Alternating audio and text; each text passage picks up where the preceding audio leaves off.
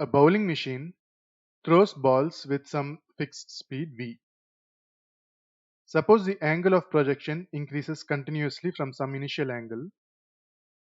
What is the rate at which the range of the ball changes with respect to the angle of projection?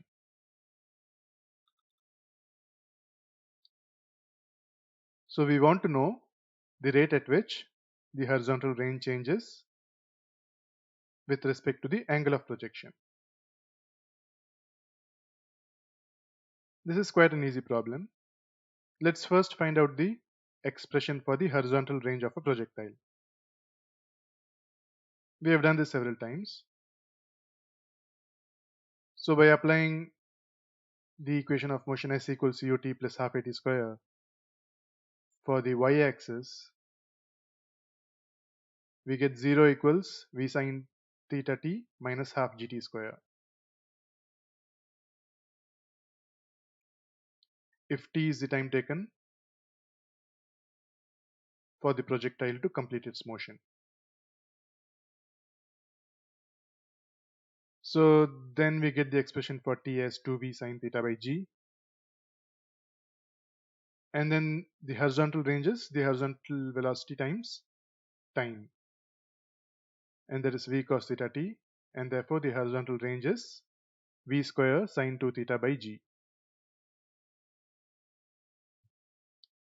Now we want to find out the rate at which r changes with respect to theta. That is nothing but dr by d theta, right? And the definition for dr by d theta is the rate of change of r with respect to theta.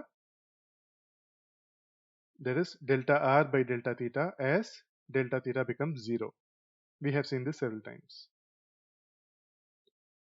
Now substituting the expression for the range r, we get delta r by delta theta as v square sine 2 theta plus delta theta by g minus v square sine 2 theta by g whole divided by delta theta.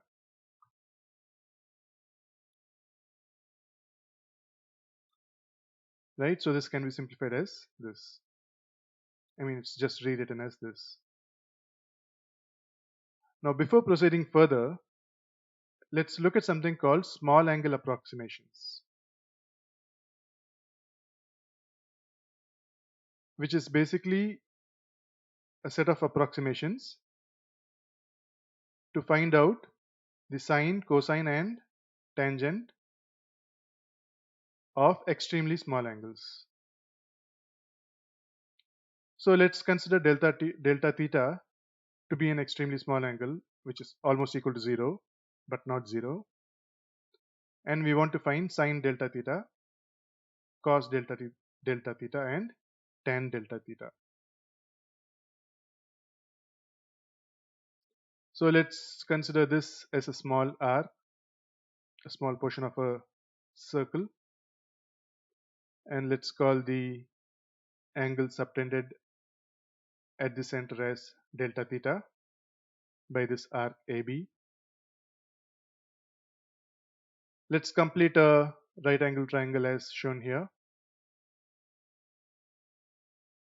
Now for extremely small angles delta theta, we can consider the length of this arc AB to be equal to the length of this side AB dash. If the angle subtended at the center is 2 pi or the entire 360 degrees, then the arc length is basically the circumference of the entire circle, 2 pi r. And therefore, if the angle subtended at the center is delta theta, the arc length varies proportionally, right? And it can be found as 2 pi r times delta theta by 2 pi. That gives us a value of r delta theta. So the length of this arc AB, which is considered to be equal to the length of this side AB dash, is equal to r times delta theta.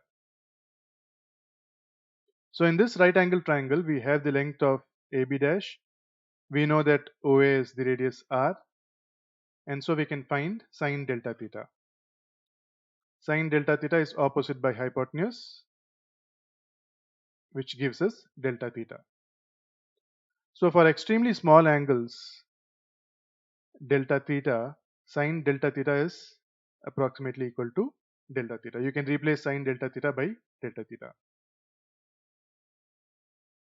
Now similarly, you can find the value of cos delta theta, for which you will need the length of the side OB dash, which is nothing but r square minus AB dash square,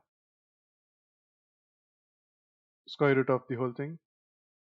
So that is square root of r square minus r square delta theta square, because AB dash is r delta theta.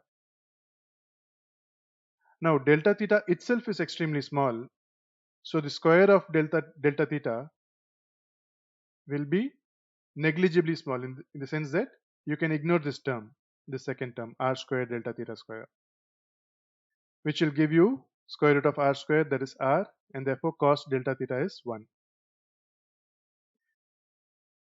What we basically mean is when delta theta is extremely small, cos delta theta can be assumed to be 1. And from these two values, you can find out the value of tan delta theta.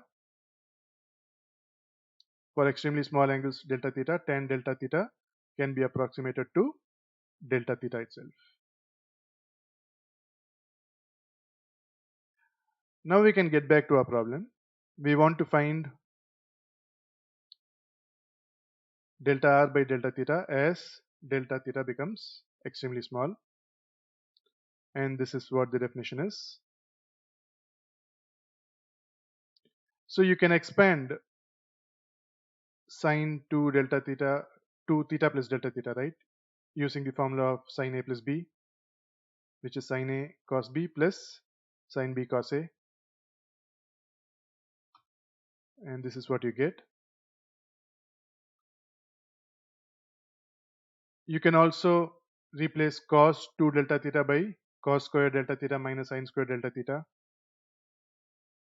from the formula for cos 2a, and using the formula for sine 2a, you can write sine 2a as sine 2 delta theta as 2 sine delta theta cos delta theta,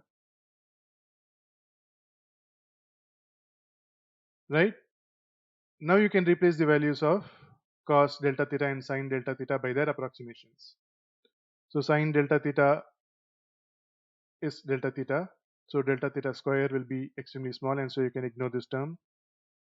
Cos delta theta is 1, so this becomes 1, and so this whole term becomes just sine 2 theta. Over here, cos delta theta becomes 1 and sine delta theta becomes delta theta. So you get sine 2 theta plus 2 cos 2 delta theta cos 2 theta minus sine 2 theta. These two cancel each other out, and so you get the whole thing as 2v square cos 2 theta by g.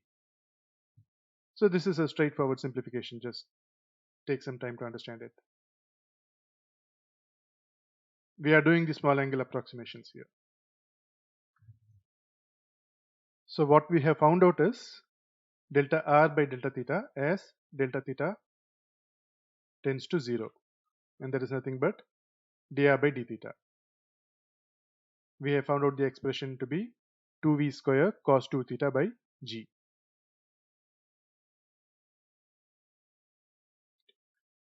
So suppose this is the graph plotting r against theta. What we have found out is dr by d theta, which is nothing but the rate at which r changes with theta. In other words, it is the slope of this curve and the slope of the tangent to this curve at various points, which is obviously going to be different for different values of theta, right? So at this point, the tangent would be something like this, and so the dr by d theta is the slope of that tangent. And at this point, the tangent would be something like this, and the slope of that line would be dr by d theta, right? So the rate at which r changes with theta would be different for different values of theta. In our question, we have been asked to find out the rate at which r changes with respect to theta when theta is pi by 6. So that is represented in this form. We are finding the value of dr by d theta when theta is pi by 6. You get it by simply substituting pi by 6 for theta here. When you do that, you get dr by d theta is v square by g meters per radian when theta is pi by 6.